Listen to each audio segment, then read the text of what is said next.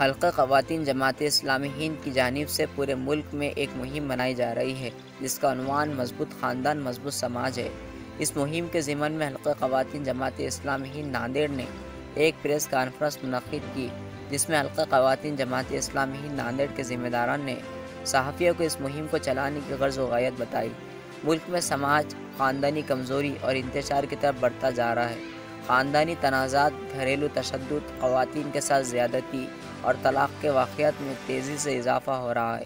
ایسے وقت میں جماعت اسلامی ہند نے شعبہ خواتین کے ذریعے ملک گیر مہم مضبوط خاندان مضبوط سماج اس عنوان کے تحت 19 فروری تا 28 فروری تک مہم چلانے کا فیصلہ کیا ہے۔ پریس کانفرنس میں خطاب کرتے ہوئے خواتین کے ذمہ داران نے کہا کہ ملک کے حالات کو نظر میں رکھتے ہوئے اس 10 روزہ پروگرام کے ذریعے ملک کے ہر طبقے تک اپنی مہم کا پیغام پہنچانے کی کوشش کی جائے گی۔ اس کے تحت ناندیڑ میں بھی کئی پروگرام تشکیل دیے گئے ہیں۔